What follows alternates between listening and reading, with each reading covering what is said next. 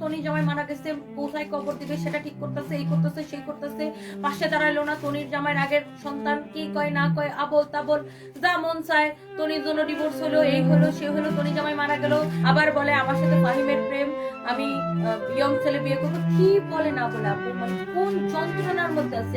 জীবনের সবচেয়ে কঠিন সময় পার করছি।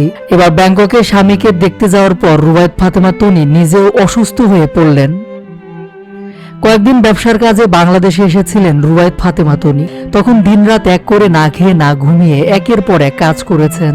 তবে আবারও স্বামীর পাশে থাকতে ব্যাংককে গিয়ে অসুস্থ হয়ে পড়েছেন তনি।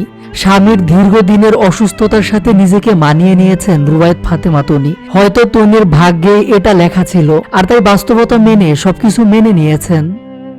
এদিকে ব্যাংকক থেকে সানবিজ বাই তনি পেজে নিজের একটি ছবি শেয়ার করে দীর্ঘ এক দুঃখের কথা শেয়ার করলেন তনি। পোস্টে তনি লিখেছেন, প্রচন্ড জ্বর ঠান্ডা নিয়ে গতকাল ব্যাংকক আসলাম। আমার হাজবেন্ডও আইসিইউতে জ্বরে ভুগছেন। হয়তো জীবনের সব থেকে কঠিন সময় এটা।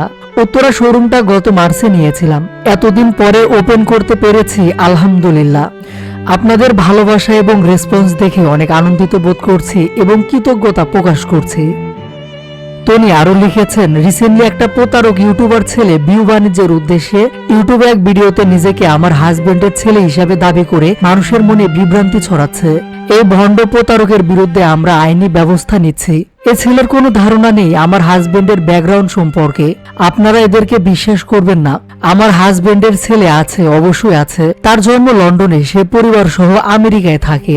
আপনাদের কোনো কিছু জানার থাকলে আমাকে জিজ্ঞেস করবেন। আমার জীবনে লুকোচুরি করার মতো কিছু নেই, আমি নির্দ্বিধায় উত্তর দেব। অন্যদিকে আরো কতদিন যে ব্যাংককের হাসপাতালে লাইফ সাপোর্টে থাকতে হবে তনির স্বামী সাদাত রহমানকে, তার কোনো নিশ্চয়তা নেই। কেননা এখন পর্যন্ত একবারের জন্য চোখ খোলেনি, জ্ঞান ফেরেনি সাদাত রহমানের।